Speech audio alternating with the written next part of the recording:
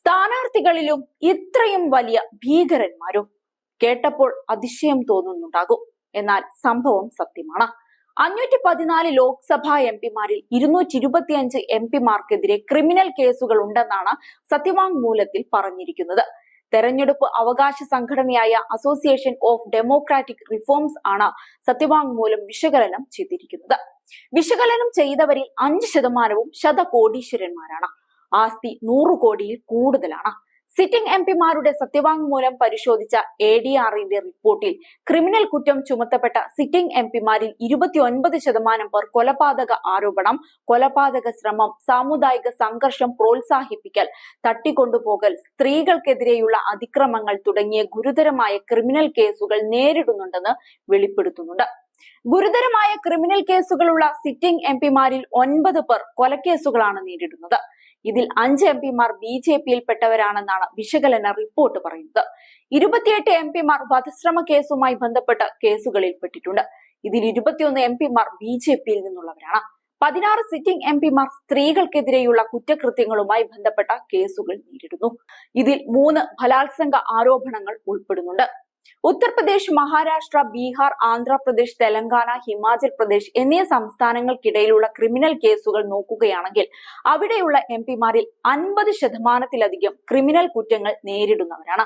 എംപിമാരുടെ സാമ്പത്തിക വശങ്ങളും റിപ്പോർട്ട് പരിശോധിക്കുന്നുണ്ട്. പ്രധാന പാർട്ടികളിൽ ഏറ്റവും കൂടുതൽ ശതകോടീശ്വരൻ എംപിമാരുള്ളത് BJP-ക്കും കോൺഗ്രസിനുമാണ്. അതേസമയം ചില എംപിമാർക്ക് 100 കണക്കിന് കോടികളുടെ ആസ്തിയുമുണ്ട്. വളരെ കുറഞ്ഞ ആസ്തിയുള്ളവരും ഇക്കൂട്ടത്തിലുണ്ട്. കോൺഗ്രസ് നേതാവ് നകുൽനാഥ്, കോൺഗ്രസ് നേതാവ് DK സുരേഷ്, സ്വതന്ത്രൻ കനുമുരു രഘു, സ്വതന്ത്രൻ രാമകൃഷ്ണ രാജു എന്നിവരാണ് ഏറ്റവും കൂടുതൽ ആസ്തിയുള്ള ആദ്യ 3 എംപിമാർ. സിറ്റിംഗ് എംപിമാരുടെ വിദ്യാഭ്യാസ പശ്ചാത്തലം, പ്രായം, ലിംഗവിഭജനം എന്നിവയും റിപ്പോർട്ട് എടുത്തു കാണിക്കുന്നുണ്ട്. എംപിമാരിൽ 73% പേരും ബിരുദമോ ഉയർന്ന വിദ്യാഭ്യാസ യോഗ്യതയോ ഉള്ളവരാണ്. അതേസമയം സിറ്റിംഗ് എംപിമാരിൽ 15% മാത്രമാണ് വനിതകൾ. ഏതായാലും ഞെട്ടിക്കുന്ന വിവരങ്ങൾ തന്നെയാണ് ഓരോ സ്ഥാനാർത്ഥികൾക്കും പിറകിലുള്ളത്. ഇതിനിടയിൽ ലോക്സഭാ തെരഞ്ഞെടുപ്പിൽ മോദി സർക്കാരിന് തുടർച്ചയായ 3ാം വട്ട ഭരണം ഉറപ്പാണെന്ന് ഓരോ സർവേകളും പറയുന്നുണ്ട്. Asianet news mood off the nation സർവേയിൽ പങ്കെടുത്ത 79% പേരും NDA ആണ് പിന്തുണച്ചത്. ഇന്ത്യ സഖ്യത്തിന് വൻ തിരിച്ചടി കൂടിയാണിത്. പ്രധാനമന്ത്രി സ്ഥാനത്തേക്ക് കൂടുതൽ പേരും പിന്തുണച്ചതും നരേന്ദ്രമോദിയെയാണ്. 51.06% പേരാണ് മോദിയെ പ്രധാനമന്ത്രി സ്ഥാനത്തേക്ക് പിന്തുണച്ചത്. കോൺഗ്രസ് നേതാവ് രാഹുൽ ഗാന്ധിയെ 46.45% പേരും പിന്തുണച്ചു. രാഹുൽ ഗാന്ധിക്ക് പിന്തുണ വർദ്ധിക്കാൻ കാരണം കേരളമാണ്. സൗജന്യ വാഗ്ദാനങ്ങളെ ജനങ്ങൾ പിന്തള്ളുന്നതാണ് ജനങ്ങളുടെ അഭിപ്രായത്തിൽ നിന്ന് വ്യക്തമാകുന്നത്.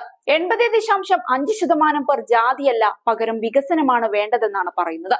BJP ഇതര സംസ്ഥാനങ്ങളിൽ പോലും ഇന്ത്യ സഖ്യം മോദി തരംഗത്തെ 2024 തടയുമെന്ന് അഭിപ്രായപ്പെടുന്നില്ല. 60.33% ഇത്തരത്തിൽ അഭിപ്രായപ്പെട്ടത്.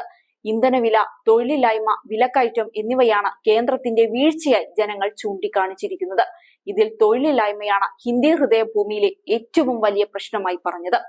ഏതായാലും BJP-യുടെ ഹിന്ദുത്വമാണ് അവരുടെ പിടിവള്ളി എന്നതും എടുത്തു പറയേണ്ട ഒരു കാര്യം തന്നെയാണ്.